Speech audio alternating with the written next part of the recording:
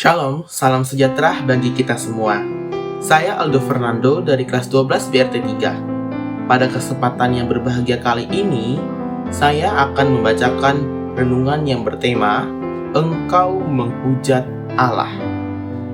Tetapi sebelum itu saya ingin mengucapkan terima kasih kepada Ibu Sutriani SAG selaku pembimbing Mapel Agama Katolik. Karena atas pengajaran dan bimbingannya, saya dapat membuat video ini. Baik, tanpa perlu berlama-lama lagi, marilah kita lanjut ke slide berikutnya. Saya akan membacakan renungan yang bertema Engkau Menghujat Allah, yang diambil dari Injil Yohanes bab 10 ayat 31 sampai 39. Tetapi sebelum itu saya akan menjelaskan alasan saya mengapa saya memilih tema tersebut. Alasan saya mengambil tema renungan ini yaitu bisa menjadi cara yang kuat untuk merangsang refleksi pribadi tentang bagaimana perilaku manusia dapat memengaruhi hubungannya dengan Allah.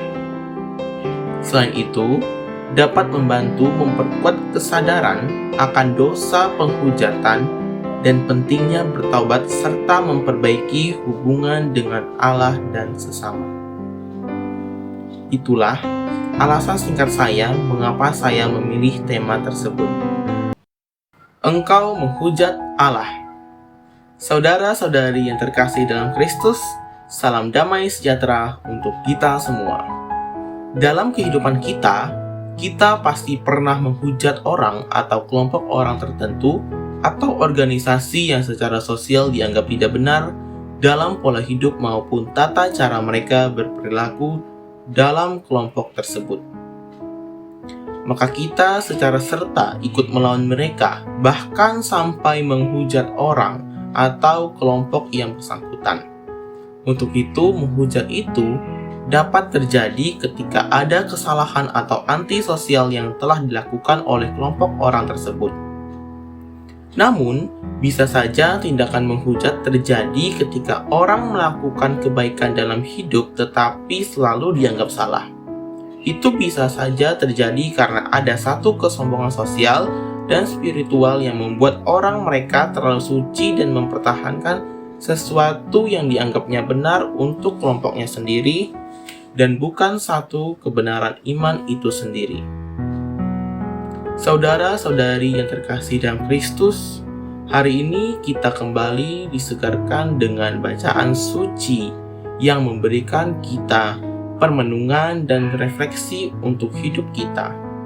Seperti dalam Injil Yohanes bab 10 ayat 31 sampai 39, seperti Yesus yang mau ditangkap oleh orang-orang Yahudi itu, tetapi Yesus luput dari mereka karena memang belum waktunya. Kisah ini terjadi ketika Yesus yang telah mengajarkan dan menjelaskan tentang siapa dirinya.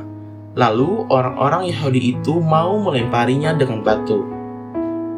Maka Yesus bertanya kepada mereka, "Banyak pekerjaan baik yang berasal dari Bapa-Ku.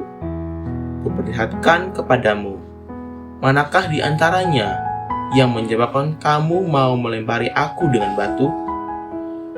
Lalu orang Yahudi itu menjawab Yesus, "Bukan karena suatu pekerjaan baik, maka kami mau melempari engkau, melainkan karena engkau menghujat Allah dan karena engkau menyamakan dirimu dengan Allah meskipun engkau hanya seorang manusia."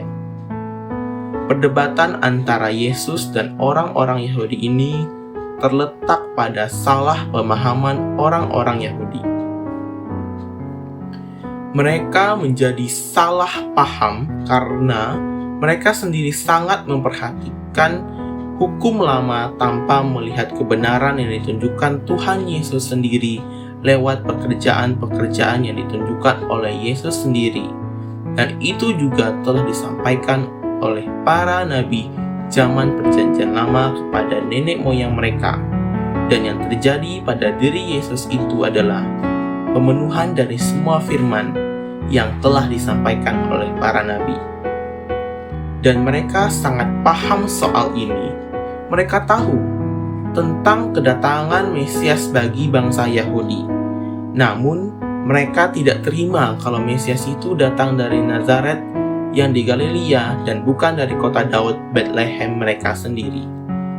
Hanya mau menunjukkan kesombongan antisosial dan spiritual mereka sebagai bangsa yang menjadi bangsa pilihan Yahweh dan telah mempertahankan adat dan tradisi yang telah diturunkan turun-temurun kepada mereka.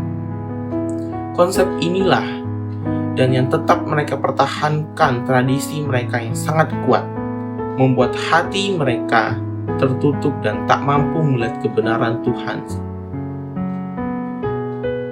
Perdebatan tentang Yesus itu sampai saja memperdebatkan oleh dunia ini sampai dengan detik sekarang. Bahkan dari kalangan orang Yahudi sendiri, kita di sini bukan untuk membuat perdebatan itu, tetapi kita mau belajar bahwa ketika kita sangat mempertahankan kebenaran kita sendiri, maka kita tidak akan mampu melihat kebenaran dalam Tuhan sendiri. Dan itu yang sering kita alami. Kebenaran Tuhan itu akan menemukan jalannya sendiri karena di dalam kebenaran itu ada Tuhan. Kita kadang begitu sombong dengan semua yang kita miliki, lalu lupa betapa apa yang telah Tuhan berikan semua itu kepada kita. Tetapi kita malah berbalik melawan Tuhan, karena kita sudah dikuasai oleh dunia dan bukan roh Tuhan. Marilah kita belajar untuk membiarkan diri kita dikuasai oleh roh Tuhan, agar Tuhan sendirilah yang menuntun langkah hidup kita. Pesan untuk kita yang pertama, kita adalah pengikut Kristus dan telah dimeteraikan oleh Roh Kudus dalam pembaptisan. Kedua, maka tugas kita adalah selalu bersaksi tentang Yesus lewat cara hidup kita. Dan yang ketiga, hanya lewat cara itulah kita akan dibenarkan oleh Tuhan dan bukan untuk menyombongkan diri di hadapan Tuhan.